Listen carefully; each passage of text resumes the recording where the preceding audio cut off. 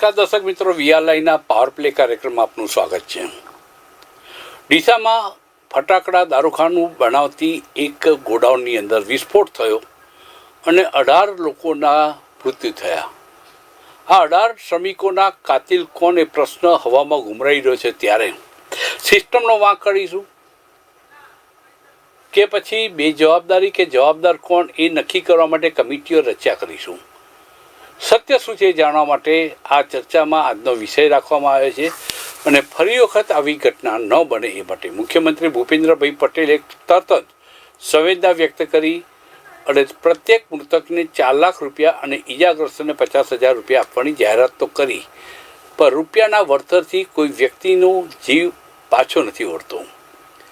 આવું ફરી વખત ન બને એ માટે શું આપણે તકેદારી રાખવી જોઈએ તેની ચર્ચા પણ આજના આ વિષયના ડિસ્કશનમાં આપણે આવરી લઈશું. આ ચર્ચામાં ભાગ લેવા માટે આજે આપણી સાથે ઉપસ્થિત છે કોંગ્રેસ પક્ષના વરિષ્ઠ નેતા પારસભાઈ જોશી આપણી સાથે ઉપસ્થિત છે. આપણી સાથે ભારતીય જનતા પાર્ટીના યુવા નેતા તરુણભાઈ બારોટ પણ આપણી સાથે જોડાય છે, તેમનું પણ સ્વાગત કરીશું. અને સાથે સાથે આપણી સાથે જોડાયા છે ધર્મેન્દ્રભાઈ ફોફાણી. ધર્મેન્દ્ર ફોફાણી એ એડવોકેટ છે, બનાસકાંઠાના જાણીતા લોયર છે. તેમની સાથે ડીસાના તેઓ વતની છે એટલે એમની સાથેથી ઘણી બધી વિગતો આપણને જાણવા મળશે. સૌથી પહેલાં ધર્મેન્દ્રભાઈ ફોફાણી કે આ કેસ કોર્ટમાં આવશે, એમને વળતરો ચૂકવાઈ ગયા છે. જે માલિક છે ખૂબચંદ, જે આ ગોડાઉનનો માલિક છે, જે ફટાકડા વેચવાનું લાયસન્સના નામે ફટાકડા બનાવવાનું કામ કરતો હતો, મારે એ સમજવું છે કે એને કદાચ આજીવન થાય, કદાચ જામીન પર છૂટે, કાં તો એને આ જામીન ક્યારેય ન મળે, કાં તો ફાંસી થાય. કારણ કે 18 જણાને મોતને ઘાટ ઉતાર્યા છે. પણ આનો કાનૂની જંગ કેવો ચાલશે, કયા મુદ્દા ઉપર આની એફઆઈઆર ફાટશે અને શું કાર્યવાહી આગળ ભવિષ્યમાં ન થાય માટેનો શું સબક શીખવવો જોઈએ? કાનૂની કાર્યવાહીની દ્રષ્ટિએ જોઈએ તો સાપરાધ મનુષ્ય વધ છે અને એ નીચેની કાર્યવાહી થશે. એને જે સજા થવી હોય થાય, પણ આ જે મૃતક શ્રમિકો છે ક્યારે પાછા નહીં આવે. અને આના માટે એકલા ખૂબચંદ જવાબદાર નથી માનતો હું, સમગ્ર વહીવટી તંત્રને હું જવાબદાર માનું છું. ફટાકડાની ગોડાઉનની અંદર જો કારખાનું ચાલતું હોય, ફેક્ટરી ચાલતી હોય અને ત્યાં ફટાકડા બનતા હોય, પૂરતી સેફટીની કોઈ વ્યવસ્થા ના હોય અને ખુલ્લેઆમ આટલું બધું ચાલુ હોય અને સમગ્ર વહીવટી તંત્ર, હવે અત્યારે વહીવટી તંત્ર પાછા એકબીજા ઉપર જવાબદારી ઢોળવાનો પણ પ્રયત્ન કરશે જ. નગરપાલિકા વિસ્તારમાં નથી આવતું, ગ્રામ્ય વિસ્તારમાં આવે છે, તો કોક તો મા બાપ થવું જોઈએ આ વિસ્તારોનું. આપણે ત્યાં ક્યારે પણ બનેલી ઘટનામાંથી સબક લેવામાં આવતો જ નથી. નવી ઘટના બને એની રાહ જોવામાં આવે છે. નવી ઘટના બને એટલે પાછા આપણે 2-4 દિવસ સ્મશાન વૈરાગ્યની જેમ હોબાળો મચાવીએ છીએ અને પાછી એ ઘટનામાંથી કંઈ શીખવાના બદલે હતું એનું એ જ કરીએ છીએ. અત્યારની આ જે ઘટના બની એના પહેલા તક્ષશિલાની ઘટના આપણે જાણીએ છીએ, રાજકોટની ગેમ ઝોન જાણીએ છીએ. આવી ઘટના બને એટલે એક નવું અર્થતંત્ર ઊભું થાય છે. ફાયર સેફટીના નામે નોટિસો આપી અને એક નવું અર્થતંત્ર ઊભું થાય. એ નોટિસોનું દબાણ ઊભું કરી પૈસા પડાવવામાં આવે, હપ્તાખોરી ચાલુ થાય અને પરિસ્થિતિ તો હતી એની નવી દુર્ઘટનાની રાહ જોવાની થાય.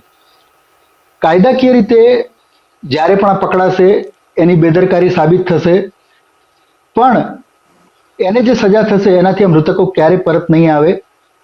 મેં મારી નજરે જોયા છે. આપ જે સ્ક્રીન ઉપર દ્રશ્યો બતાવી રહ્યા છો, દ્રશ્યનો હું સાક્ષી બન્યો છું. 18 લાશો અત્યાર સુધી આવી ચૂકી છે કે જે લાશો પોટકામાં વાળેલી પણ છે. એ દ્રશ્ય જોઈ શકાય એવું નથી અને 18 લાશો જ મળી છે. હજુ તો ત્યાં આગળ જે બિલ્ડિંગ પડી ગયેલું છે એનો કાટમાળ હટાવીને કેટલું મળશે ખબર નથી, ચોક્કસ આંકડા પણ નથી. પરપ્રાંતિયો અહીંયા આગળ જે કામ કરે છે એની કોઈ નોંધણી માટેના ગમે તેવા નિયમો હોય, નિયમો કાગળ ઉપર જ રહે છે, એનો કોઈ અમલ થતો નથી. એટલે ખરેખર ત્યાં કેટલા માણસો હતા એની પણ કોઈ ચોક્કસ ખબર નથી. એટલે વહીવટી તંત્રની સમગ્ર ફેલ્યોર છે. હવે જવાબદારી કોની નક્કી કરે? નગરપાલિકાની કરે, તાલુકા પંચાયતની કરે, ગામ પંચાયતની કરે, પોલીસની કરે, ફાયર સેફટી ડિપાર્ટમેન્ટની કરે, પણ અલ્ટિમેટલી તો નિષ્ફળતા સરકારની જ છે અને એનો ભોગ આ નિર્દોષ નાગરિકો બન્યા છે. ડીસા સિટીની અંદર પણ આજની તારીખે કેટલીય જગ્યાએ ફટાકડાના ગોડાઉનો ભરેલા પડ્યા છે. અગાઉ 3 વર્ષ પહેલા ફટાકડાની એક દુકાનમાં, મ્યુનિસિપાલિટીની સામે જ ફટાકડાની દુકાન છે, ત્યાં ભયંકર આગ લાગી હતી અને ચારે બાજુ યુદ્ધનું મેદાન હોય એવી રીતે ફટાકડા ઉડતા હતા. એનામાંથી પણ કોઈ સબક શીખ્યું નથી. મને એવું જાણવા મળ્યું છે કે આ જે ફેક્ટરી કે ગોડાઉન જે કહીએ એને, એના વિશે ડીસાના જાગૃત પત્રકારોએ દિવાળી અગાઉ વહીવટી તંત્રને લેખિતમાં પણ ધ્યાન દોરેલું છે. આમ છતાં વહીવટી તંત્રએ પણ કોઈ પોતાની જવાબદારી નિભાવી નથી. એટલે સાપરાધ મનુષ્યવધ માટે વહીવટી તંત્રના જવાબદાર અધિકારીઓને પણ આરોપી બનાવવામાં આવે તો ભવિષ્યમાં આવી બેદરકારી ટળી શકે. ધર્મેન્દ્રભાઈ, આપે જે વાત કરી એના સંદર્ભમાં હું આગળની વાત કરવાનો હતો કે મદદગારી સાપરાધ મનુષ્યવધમાં મદદગારીના કેસમાં કલેક્ટરને ત્યાંના નગરપાલિકાના ચીફથી માંડીને ફાયર બ્રિગેડથી માંડીને જેટલા લોકો જવાબદાર હોય એક વખત જેલમાં નાખી દેવા જોઈએ. ભલે પછી કેસ ચાલે અને એમને કોઈ કારણોસર એમને આંશિક સજા કરવામાં આવે કે સજા કરવામાં આવે કાં તો છોડી દેવામાં આવે, પણ અત્યારે તાત્કાલિક ધોરણે સબક શીખવવા માટે હું એડવોકેટ તરીકે એવું માનું છું કે કાયદાની પરિભાષામાં આ તમામ લોકો ખરેખર જવાબદાર છે અને એ લોકોની એમને ખબર છે કે આવી કોઈ ફેક્ટરી ચાલે તો એ અટકાવવાની જવાબદારી એમની છે અને એ જવાબદારી નિભાવતા નથી. એના કારણે અનેક લોકોના મૃત્યુ થઈ શકે છે એવી જાણકારી સાથે હું એ જ વાત કરું એમણે આ ફેક્ટરીઓ ચાલવા દીધી છે. એટલે નહીં સાહેબ, આપ જે કહો છો એના કરતા આગળ એ મદદગારીમાં આગળ જતા એમને સજા પણ થાય.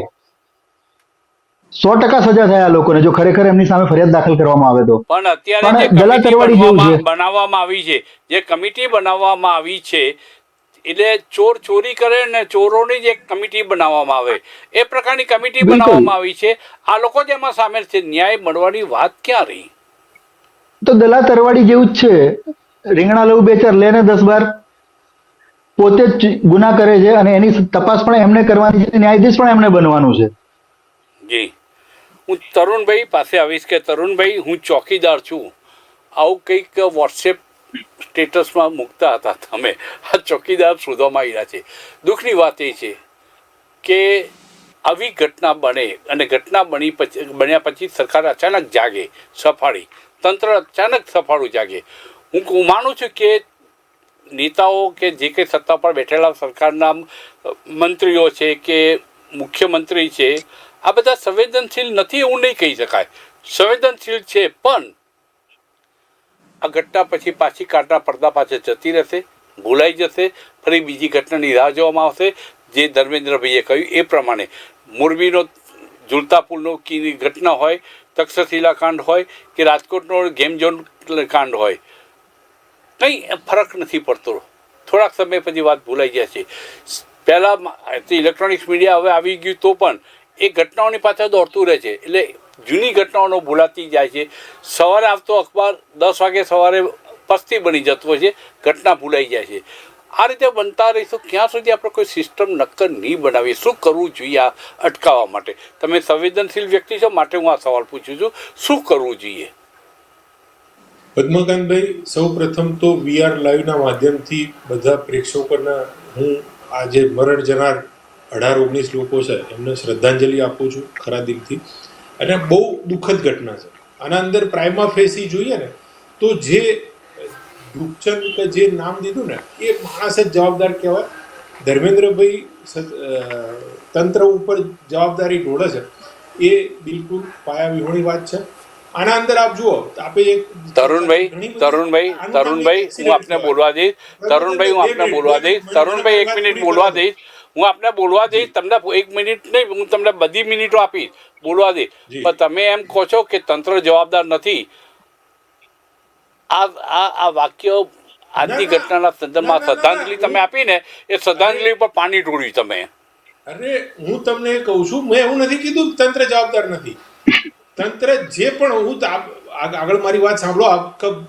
મોરબીની વાત કરી આપે જે કીધું એક્સિડન્ટ ઘણા બધા થાય છે. આ એક એક્સિડન્ટ જ ગણાય આમ જોવા જઈએ તો. મોરબીનો એક્સિડન્ટ હતો એના અંદર પણ તંત્રના જવાબદારી ઠેરવી હતી અને એને ડિસ્કોલિફાય કરવામાં આવી હતી આખી નગરપાલિકાને.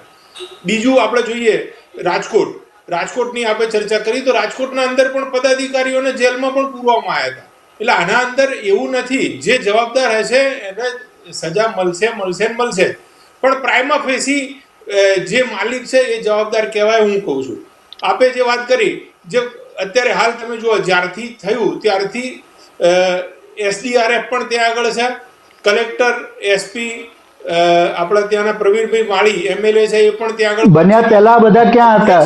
હું વચ્ચે ડિસ્ટર્બ કરું છું, પણ બન્યા પહેલા આ બધા ક્યાં હતા? ઘટના બન્યા પહેલા એમને ખબર નથી? એમનું તંત્ર નથી જાગતું આ બાબતે?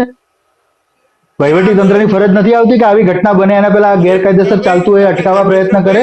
શાંતિ રાખો ધર્મેન્દ્રભાઈ, શાંતિ રાખો. તમારામાં હું હું જોઉં છું ખાલી ફોટાની જે ફોટા એમને જે વાત કરી ને ધર્મેન્દ્રભાઈ, શાંતિ રાખો. હું તો એમ કહું છું કે ડીસા નગરપાલિકાએ 500 થી વધારે ગેરકાયદેસર બિલ્ડિંગો માટે નોટિસ આપી છે. એ નોટિસો બાબતે કોઈ કાર્યવાહી નથી કરી, ફરીથી ઘટના બને રાહ જોવે છે. એમને જ બોલવા દો. મને સાંભળવો નથી એમને, તો પછી બોલવાનો મતલબ જ નથી. નોટિસ આપી, ને નોટિસ આપીને આપ કેમ બોલો. વાત કરો છો તમે? ધર્મેન્દ્રભાઈ, હું એમ કહું છું, હું રિક્વેસ્ટ કરું છું તમને કે ડીસાના જેટલા પણ વકીલો હોય ને એમને અહીંયા હાઈકોર્ટમાં પણ હું કહીશ કે ભાઈ આવા માણસો જે ગોડાઉનના આડમાં જો ફેક્ટરી ચલાવતા હોય તો એનો કેસ કોઈ વકીલે ના લડવો જોઈએ. તમે કીધું છટકબારીઓ અને એના કારણે છૂટી જશે, છૂટવો જ ના જોઈએ, એને ફાંસીની સજા થવી જોઈએ. અને કોઈ વકીલ એમના તરફથી ઊભો ના રહે. ઘણા કિસ્સા એવા આપણે જોઈએ છે ભારતમાં કે વકીલો બધા મિત્રો ભેગા થઈને કહેશે કે ભાઈ આનો કેસ અમે નહીં લડીએ. એ રીતે આને આ ટ્રીટ કરવો જોઈએ. આ ભાઈ જે બી માલિક છે એને આ એક વ્યક્તિ ઉપર જવાબદારી ના નખાય, આખા તંત્રની જવાબદારી છે. અને એને બચાવવાનું કોઈ કાર્ય ના કરવું જોઈએ કોઈએ. હું તો એવી રિક્વેસ્ટ તમને કરું છું. તમે લોકલ વકીલ છો, ત્યાં આગળ જેટલા બી તમારું એસોસિએશન હોય તેના અંદર ઠરાવ પાસ કરી પહેલું હું રિક્વેસ્ટ કરું છું ભારતીય જનતા પાર્ટી વતી કે આનો કોઈ કેસ ના લડે અને સૌથી જે પણ જવાબદાર હોય એને યોગ્ય સજા થાય એના માટે દરેક લોકોએ ભેગા થઈ અને પૂરું કરવું જોઈએ. તમે એમ માનો છો તરુણભાઈ કે પ્રવીણભાઈ માળીએ પણ પોતાની જવાબદારી સ્વીકારીને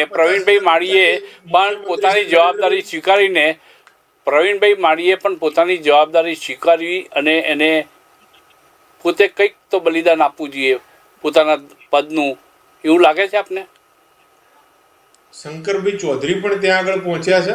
જે પદનું બલિદાન આમાં કેવું છે કે ઘટના બની છે એ માણસ તમે જુઓ, પ્રવીણભાઈ માળીને એક ત્યાંના લોકલ ચેનલના અમુક વિડીયો આવ્યા ને તો એના અંદર એ માણસ પોતે મજૂરી કરવા માંડ્યો છે. જે કાટમાળ હટાવવાનો, અંદરથી કોઈ દબાયેલું છે એ પોતાનો ફેસ બચાવવા માટેના પ્રયત્નો છે. તરુણભાઈ, એ ફેસ બચાવવા માટે દરેક નેતાઓ, જેમ કે કાંતિ અમૃતિયા ફ્લાયઓવર બ્રિજ જે મોરબી પાસે તૂટી પડ્યો ત્યાં પાણીમાં કૂદી પડે તો આ પ્રકારનું થતું રહેતું હોય છે, આપણે જોતા હોઈએ છીએ આ બધી બાબતો. સવાલ એ છે કે પ્રવીણભાઈ સામાન્ય માણસ જો જાણતો હોય, જો ડીસાના લોકલ પત્રકારો લેખિતમાં ઓથોરિટીને આપતા હોય અને છતાં પણ આંખો બંધ કરીને ચાલવા દેતા હોય અને એ વાતની પ્રવીણ માળીને ખબર ના હોય તો એ વાત જાગૃત કેવી રીતે કહી શકાય? ધારાસભ્ય એ જાગૃત કેવી રીતે કહી શકીશું? પદ્મકાંતભાઈ, એમને કીધું દિવાળી પહેલા. દિવાળી ક્યારે હતી? કેટલા મહિના થયા દિવાળી? એના પછી સતત ચાલુ જ રહ્યું છે. હા ધર્મેન્દ્રભાઈ, એવું માનવામાં પોસિબલ જ નથી. ત્યાં આગળ જો કોઈ પણ જગ્યાએ આપે ને, કોઈ પણ અરજી આવી હોય તો એના ઉપર એક્શન થાય જ. અને હું તો એવું કહું છું કે કદાચ પત્રકારને તો ખબર જ હોય, સામાન્ય નાગરિકને ખબર છે કે 8 માં હું કોઈ પોલિટિકલ પાર્ટીનો માણસ નથી. જે વાસ્તવિકતા છે એ કહું છું. વહીવટી તંત્રમાં એવી કેટલીય લેખિત રજૂઆતો પુરાવા સાથેની દબાઈ જાય છે. એ કયા વજનથી દબાય છે એ બધા જાણે છે. જે નેતાઓને સિંગ ચણાની લારી નથી હોતી એ મોટા બિલ્ડિંગો બનાવીને મોટી ગાડીઓ લઈને કેવી રીતે ફરે છે બધાને ખબર પડે છે. અને જો પ્રવીણભાઈને આ વસ્તુ 8 માધ્યમથી મુખ્યમંત્રી કાર્યાલય દરેકના સાથે કનેક્ટેડ છે. ઇવન વોટ્સઅપ દરેક માણસ પાસે છે. એક વોટ્સઅપ ઉપર કમ્પ્લેન કરી શકે છે કે ભાઈ મેં આ અરજી કરી છે અને એનું કોઈ નિરાકરણ નથી આવતું. તો દરેક રીતે મને વોટ્સએપ નંબર આપો, હું અત્યારે જ મેસેજ કરું અને એનો જવાબ આવતીકાલ આ સમય સુધી નહીં આવે 24 કલાકમાં. શું કેવું છે આપનું? તરત આવી જાય જવાબ. આ પ્રકારની સિસ્ટમ છે, આ પ્રકારની સિસ્ટમ નથી અસરકારક થઈ. સવાલ છે લોકલ ઓથોરિટી, એમાં CM કાર્યાલયનો તમે વાંક નથી કાઢતા આપણે, પણ જે લોકલ ઓથોરિટી છે, જે કલેક્ટર છે, જે તાલુકા અધિકારી છે, જે નગરપાલિકાના પ્રમુખ છે, કે જે તે વખતના ફાયર બ્રિગેડના અધિકારીઓ છે, એ લોકોની જવાબદારી નક્કી થવી જોઈએ. તરુણભાઈ, કોઈને બચાવવાનો ઠેકો આપણે એ લોકોએ લીધો નથી. જે જવાબદાર છે 21ને મોતને ઘાટ ઉતારનારા આ કાતિલોને સજા કરવા માટે આપણે ચર્ચા કરવા માટે, સૂર ઊભો કરવા માટે અહીં ભેગા થયા છે, કોઈના બચાવની કામગીરી માટે નહીં. ધર્મેન્દ્રભાઈ એક વકીલ છે તરુણભાઈ, ધર્મેન્દ્રભાઈ એક વકીલ છે. પ્રજાનો અવાજને આપણે દબાઈ દઈશું તો કોણ સાંભળીશું? ધર્મેન્દ્રભાઈ વકીલ કરતાં એક નાગરિક છે, લોકલ નાગરિક છે. એ એમની વાત કરી રહ્યા છે. આપણે એમનું સન્માનપૂર્વક આપણે પણ, હું અને તમે અને આપણે સૌ એમની વાતને સાંભળીશું. એને પોલિટિકલ ત્રાજવામાં આપણે તોલીશું નહીં, તો જ એ વાત યોગ્ય પુરવાર થશે. હું પારસભાઈને પૂછીશ કે પારસભાઈ આ ઘટનાને કઈ રીતે જુએ છે કોંગ્રેસ? ગેનીબેને આખા તંત્ર ભ્રષ્ટ થઈ ગયો અને આક્ષેપો કર્યા છે. આ બાબતમાં આપ શું કહેશો?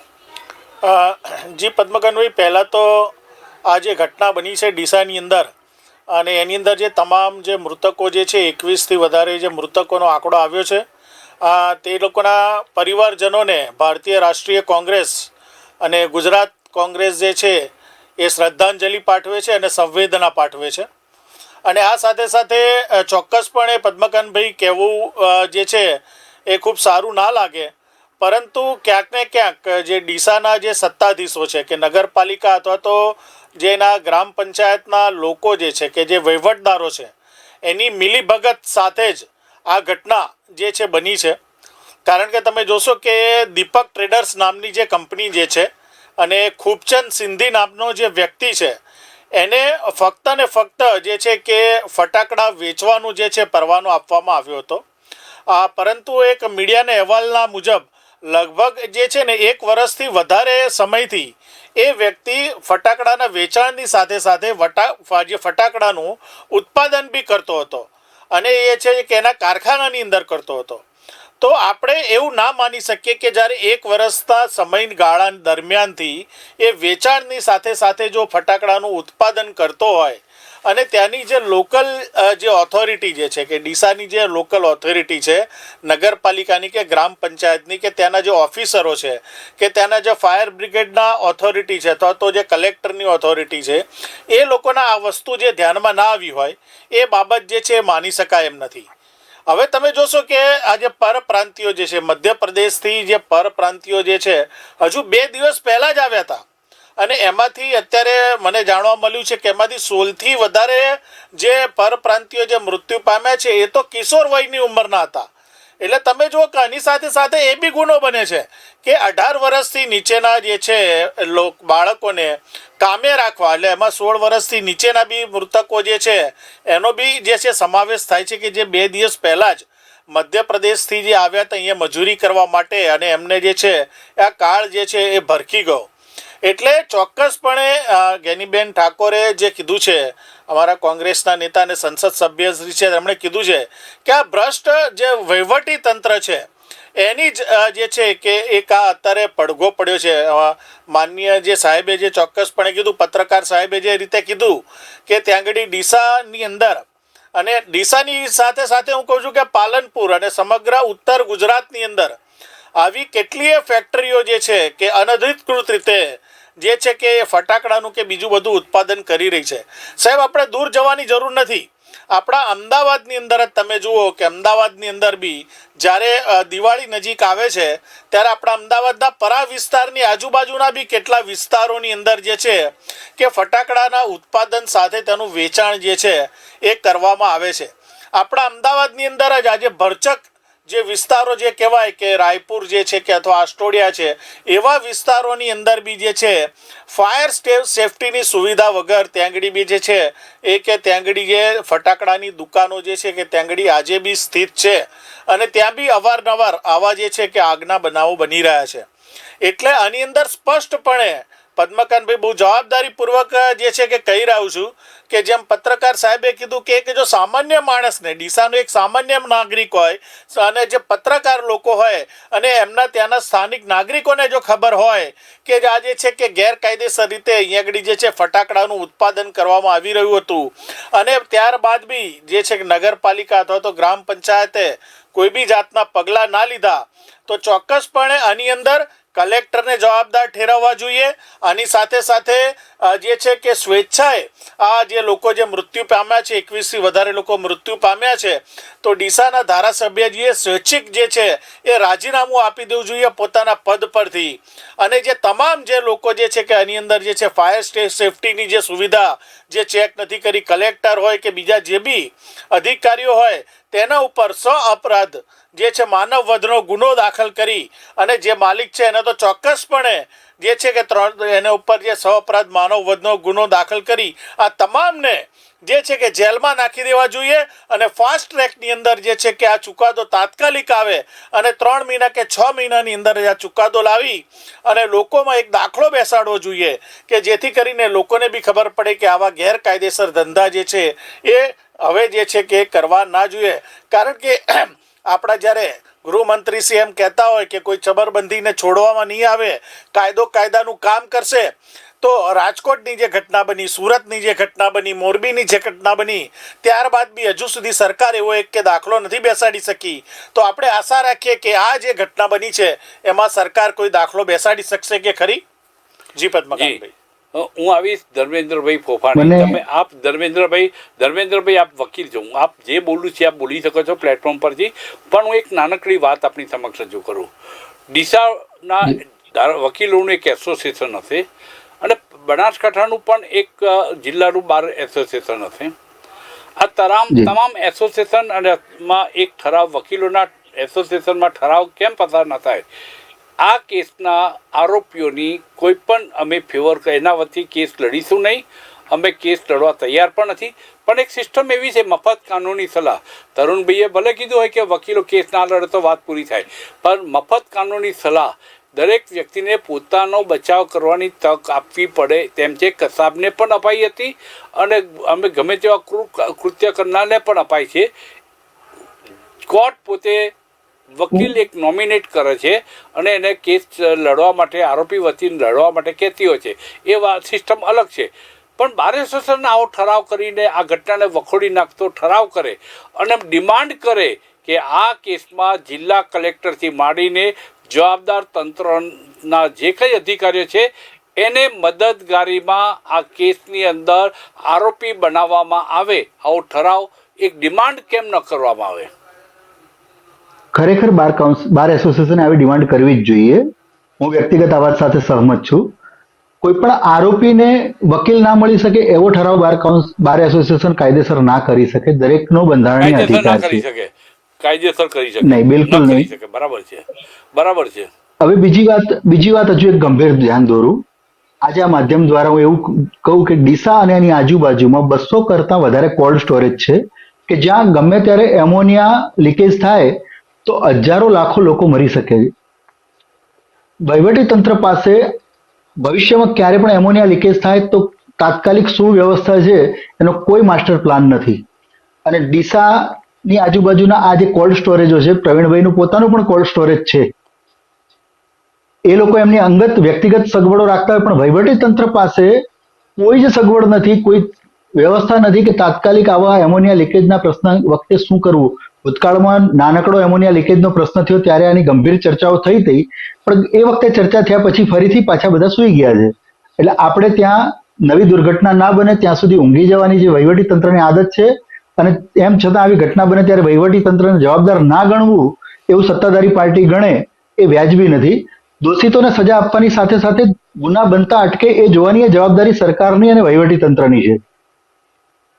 આવી દુર્ઘટનામાં નિર્દોષ લોકો મરી જાય ત્યાં સુધી કુંભકર્ણની નિંદ્રામાં સૂઈ રહેવાનું, અચાનક ઘટના બને એટલે સંવેદના પ્રગટ કરી અને પાછા કુંભકર્ણની જેમ સૂઈ જવાનું, એ વહીવટી તંત્ર ખરેખર નુકસાનકારક છે. જી તરુણભાઈ,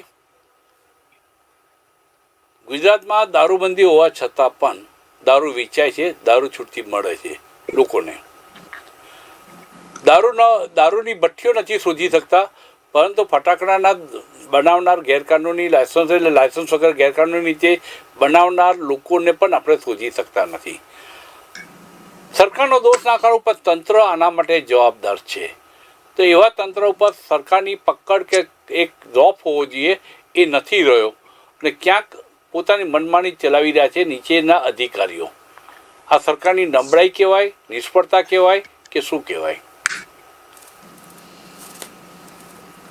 પદ્મકાંતભાઈ, આ વિષય જે છે ને એ મેં અગાઉ કહ્યું. એક તો પહેલા ભાઈનો આભાર માનું છું, ધર્મેન્દ્રભાઈનો, કે એમને મારી વાત સાથે સમર્થન આપ્યું અને એ એના ઉપર કામ કરશે અને આના માટે એમને જે પણ દોષી હોય ને એમના માટે કેસ કોઈ વકીલ ના મળે એ પરિસ્થિતિ પેદા થાય તો ઘણું સારું ત્યાં આગળ.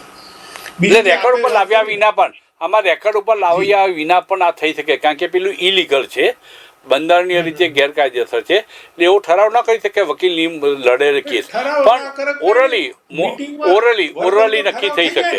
પ્રમુખ અને એમનું વોટ્સએપ ગ્રુપ હોય એના અંદર મોકલી દે ભાઈ નક્કી કર્યું છે કે નહીં કરવું એમ. જી બરાબર છે, બરાબર છે.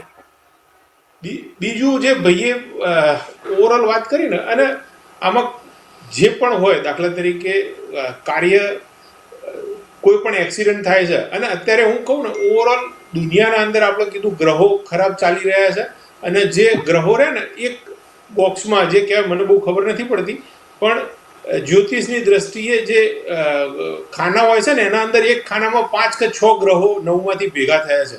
એના કારણે દુનિયામાં આપણે મ્યાનમાર અને એ જગ્યાએ પણ ભૂકંપ જોયા, ભૂકંપ, આગ. આજે આના સાથે સાથે આગ લાગીને એના પછી બીજી બચાવમાં પણ એક આગ લાગી છે.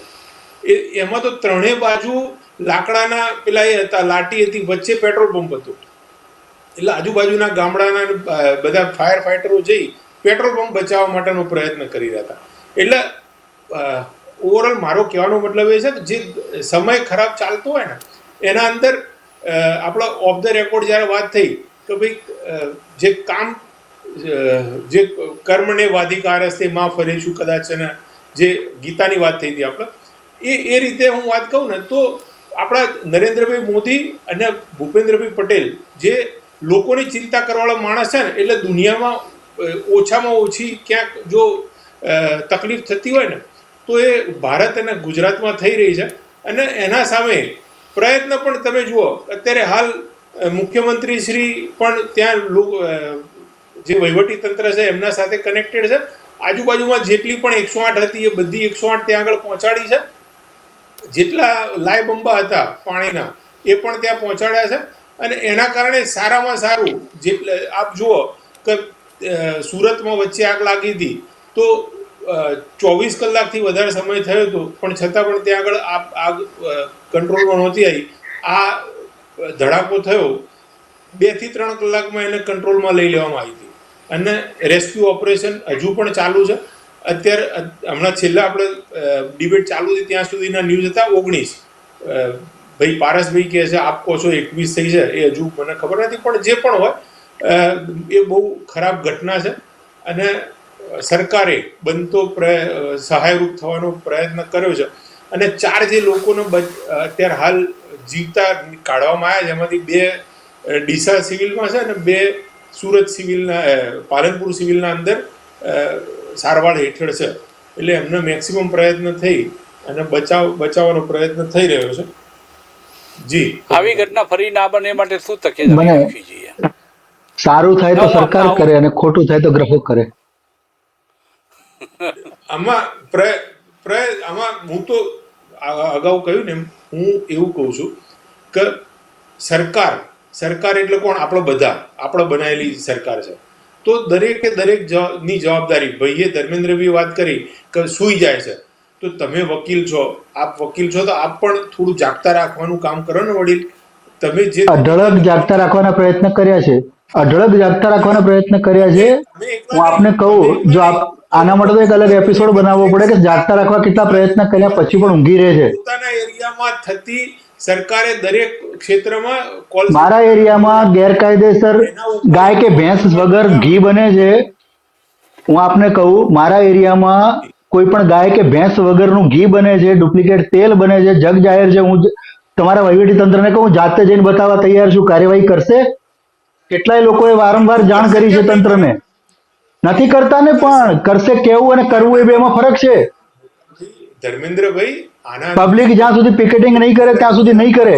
મેં હાઈકોર્ટમાં એક PIL કરેલી છે ગેરકાયદેસર કતલખાના બંધ કરાવવા માટે.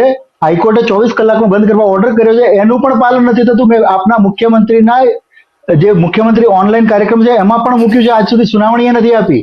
આપ વોટ્સઅપ નંબરની વાત કરો છો ને એટલે આ કહું છું. હા હા યોગ્ય જગ્યાએ આના અંદર કેવું છે તમે ભણેલા ગણેલા નહીં, યોગ્ય જગ્યા કોને ગણવી? મારે મુખ્યમંત્રીને યોગ્ય જગ્યા ગણવી, ઘીનો કહો છો ચીફ ને, સેક્રેટરીને યોગ્ય ગણવા. તો ફૂડ એન્ડ કંટ્રોલ ડ્રગ એફડીસીએ જે રહ્યું ને એના અંદર એની કમ્પ્લેન કરવાની હોય અને પેલું ફૂડ એન્ડ ડ્રગ્સના કોશિયાને પણ કરી છે, ફૂડ એન્ડ ડ્રગ્સના કોશિયાને પણ કરી છે, લોકલ વહીવટી તંત્રને કરી છે, અને પબ્લિક સિવાય બાકી સરકાર પાસે કોઈ તંત્ર જ નથી આ બધું ખુલ્લેઆમ ચાલતું હોય તો બંધ કરવા માટે. જુઓ આમાં ધર્મેન્દ્રભાઈ આપ જે કહો છો ને એના અંદર લોકલ લોકોને પણ તકલીફ હું તો એટલું જ કહું છું કે નિર્દોષ લોકોના જીવન સાથે ચેડા થવાનું બંધ થવું જોઈએ. સોશિયલ મીડિયા નહીં, મેં તો સરકારી તંત્રને લેખિતમાં આપેલું છે, મારી પાસે આધાર છે, પારસભાઈ પાસે કાયદાના પાલન કરાવવા માટે લેખિતમાં આપું છું. એના ઉપર એક્શન લેવામાં આવે ભારતીય જનતા પાર્ટી તમારા અભણ અધિકારીઓને ખબર નથી પડતી કે કાયદો શું છે. લેખિત જોગવાઈઓ સાથે આપું છું તો એ કામ નથી કરતા. ભારતીય જનતા પાર્ટી જીતવા ના જીતવા મારે રાજકારણથી કોઈ બહુ મતલબ નથી, કરતો આપે જે બ્લેમ મારે રાજકારણથી બહુ મતલબ નથી, પણ પહેલાની વાત કરો જે ડિપાર્ટમેન્ટના અધિકારીઓને કાયદાકીય જોગવાઈ સાથે અને પુરાવા સાથે આપ્યા પછી પણ કાર્યવાહી નથી થતી. પારસભાઈ, ભારતીય જનતા પાર્ટી હવે આ ઘટનાની અંદર મૃતકોને 4 લાખ રૂપિયા અને ઇજાગ્રસ્તોને 50,000 રૂપિયાની જાહેરાત થઈ છે. તો આવી ઘટના બનવા માટેના જવાબદારો અને બે જવાબદારો કોણ, અને હવે આ ઘટના ન બને એ માટે આપણી તરફથી શું સજેશન છે? પદ્મકનભાઈ, પહેલાં તો હું એક આ નંબર આપી દઉં કે સીએમ ઓફિસનો કમ્પ્લેન નંબર છે ને મારી પાસે છે, આ વોટ્સઅપ નંબર છે, અને આ નંબર જે છે ને એ લગભગ